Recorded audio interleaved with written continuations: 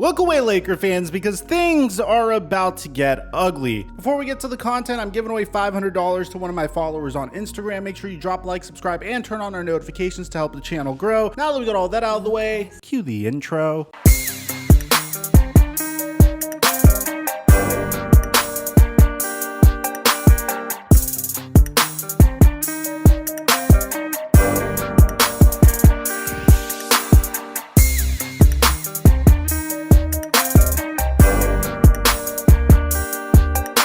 Mic check 1 2 1 2. What's going on, everybody? Man, they finally put an All-Star weekend in Cleveland. That was quite a shock to me. Congrats to Cleveland. But what was really interesting and what at least captured my attention throughout All-Star weekend was what LeBron James was saying in his freaking interviews. Now, look, man, I'm going to be honest. What LeBron James has been able to do throughout the latter part of his career at the age of 37 is absolutely remarkable. Yes, it seems like he's been placing an emphasis on scoring this year, and it seems like he is chasing some accolades to round out his very impressive resume as a basketball player, averaging 29 points per game, 8 rebounds per game, 6.5 assists per game, off of 52% shooting. Whether you want to claim he's stat padding or not, I still think it's absolutely impressive. I don't know if he got it from Russell Westbrook or whatever, but still, I'm never going to write off LeBron James for what he's been able to do at the age of 37. Now, what's really interesting about what he said is he said something that we've already discussed in the past, that he would be very interested in playing with LeBron James Jr., his son Bronny, during the final year of his career before retiring. So Bronny James is eligible for the 2024 NBA draft, which is insane. That's 21 years since LeBron James was drafted by the Cleveland Cavaliers, but he dropped some pretty interesting anecdotes, which I'm going to be honest, kind of angered me as a Los Angeles Laker fan. In an interview with Jason Lloyd of The Athletic, LeBron James acknowledged that he could potentially return to the Cleveland Cavaliers, saying, "The door's not closed on that. I'm not saying I'm coming back and playing. I don't know. I don't know what my future holds. I don't even know when I'm free." Which, it's funny, man. I've been posting memes about this, how LeBron James is looking at the Cleveland Cavaliers currently and saying, wow, this team looks absolutely beautiful. You know what's funny? I really feel like LeBron James is absolutely traumatized because of the first 7 years of his career, like to the point where he is not willing to wait for teams to develop, and he wants assets to be traded for win now players immediately because of what happened to him from 2003 to 2009 with the Cavaliers, where they weren't really the best at surrounding him with talent, and I'll agree with that. They weren't really good at retaining talent either with what happened between the Cavaliers and Carlos Boozer. Obviously, Carlos Boozer told the Cavaliers that he would re-sign with them, and then he got offered a higher contract by the Utah Jazz and then left. Regardless, the Cavs were still not able to retain Carlos Boozer towards the first 7 years of LeBron's career. I think as a result of that, he was a little traumatized. He went to the Miami Heat, joined up with Dwayne Wade and Chris Bosh and that super team, then came back to Cleveland and said, yo, I want you to trade Andrew Wiggins and Anthony Bennett and gut this entire roster out for win now players. Get me Kevin Love to join Kyrie as well. Give me J.R. Smith and Shumpert. I want players to compete with right now, before coming to the Lakers and saying, hey, I want you to gut this team out of Lonzo Ball and Brandon Ingram and Josh Hart, etc., so we can bring in Anthony Davis to win a championship. As a result of that, man, I think some of these statements are interesting, especially when you see one of his old teams, the Cleveland Cavaliers, experiencing the level of success they have just as a result of giving their players an opportunity to develop and just drafting really well. Like Evan Mobley and Darius Garland are clearly the real deal. Kevin Love is great leadership. Jarrett Allen is a boss, especially after wearing this to All-Star weekend. Stop roasting him for not purchasing overpriced pairs of plastic for shoes, please. Jokes aside, what LeBron said next is what made me raise an eyebrow, and I will harbor a little bit of resentment towards him if he ends up doing this. He went out and did one of his little LeBron quotes where he said that the MVP in OKC is Sam Presti. I don't understand this guy's eye for talent. He drafted Kevin Durant, Russell Westbrook, Jeff Green, Serge Ibaka, Reggie Jackson, Josh Giddey. The list goes on and on, this guy's pretty damn good. Oh, I see what you're doing here, LeBron.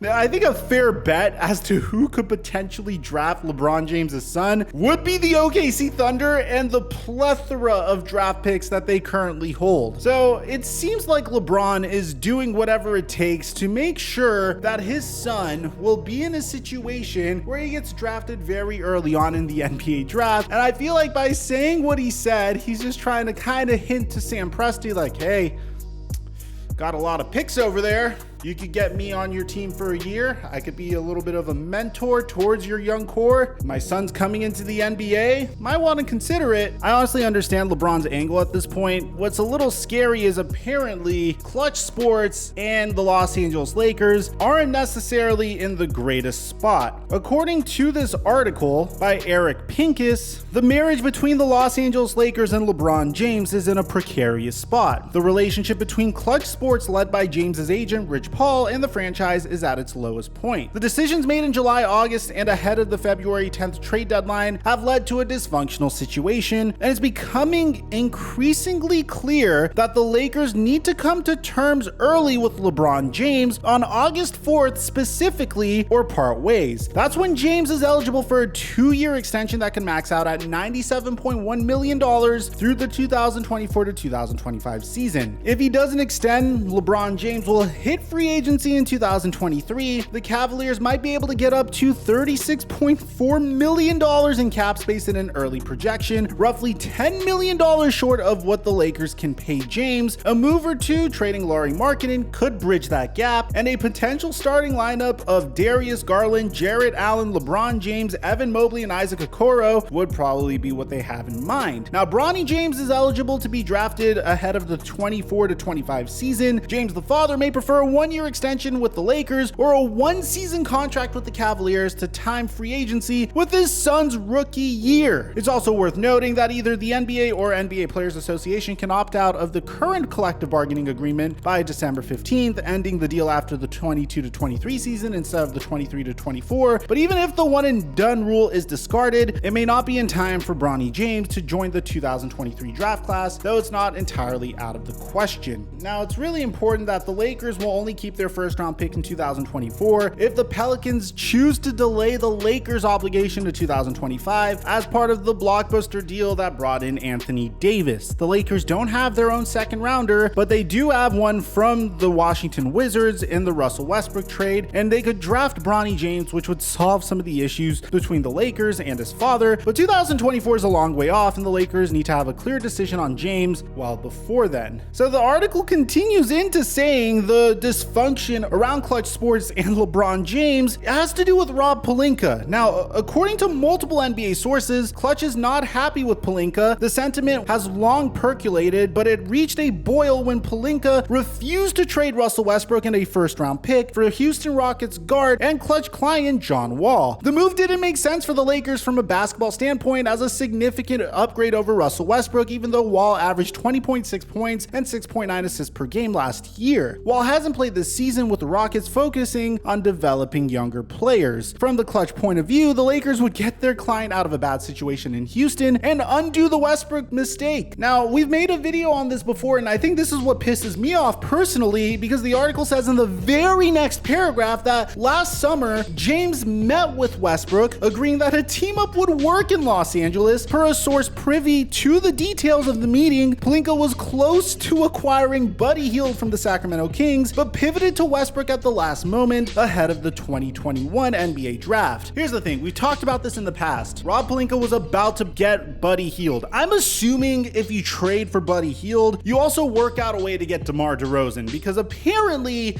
I remember when we were making content back then, it seemed like that's what the Lakers were gunning for. DeMar DeRozan thought it was a done deal. He thought he was going to be a Los Angeles Laker. I personally made a video the day of the NBA draft saying the Lakers are really close to acquiring Buddy Hield, and then they pivoted to Russell Westbrook, which made no sense whatsoever. Apparently that was done because LeBron James and Anthony Davis wanted Russell Westbrook. Now, here's what drives me the craziest. The blame doesn't fall on LeBron James's broad shoulders, but on the front office that agreed with him that it was the move to make. The results have not been fruitful, though the team has yet to field a healthy roster this season. Then again, if a team puts 77.7% of its payroll into 3 players, depth to overcome injury is going to be in short supply. Now, would John Wall have made a difference? Maybe not on the floor, but it would have for Klutch. Instead, the Lakers are wasting one of the few precious years left in the 37-year-old James's career from a certain point of view, and he's already begun to slow in Los Angeles with groin and ankle injuries that have cost him serious time over the past few seasons. So,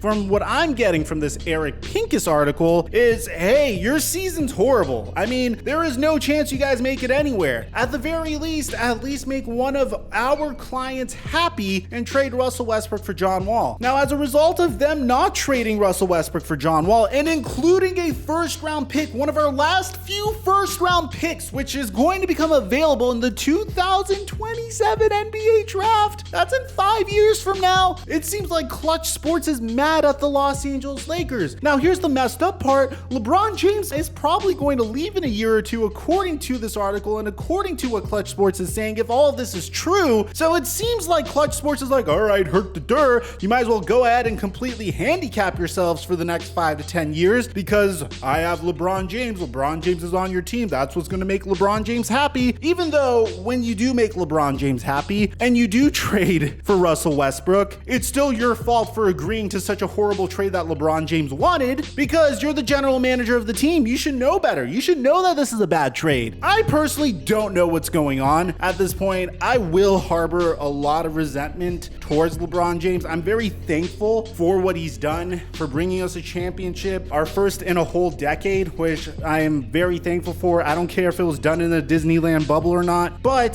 this is the most selfish thing I think I've ever heard of. John Wall is unhappy in Houston. Trade your 2027 first round pick and Russell Westbrook for him. This is the least you could do for wasting one of LeBron James's final good years, even though you made a move that LeBron James wanted. Here's the thing, man. I get the psychological makeup. I understand that he was traumatized over the first 7 years of his career. I 100% understand that the front office should have done more to surround him with more talent, and as a result, he may feel the need to really take power of his career and control of his career and do what he thinks is best for him in constructing his own teams or putting himself on teams that will win championships. But man, at a specific point, you're not even trying to win anymore. This isn't a winning move. Trading a first round pick for John Wall, in my opinion, isn't a winning move. Not holding yourself accountable also is just not a good look. I don't know. I'm expecting to get a lot of hate for this video, so let me know in the comment section down below what you guys think about all this, man. Aside from that, I'm your boy Mike. I'm dropping our mic until our next upload.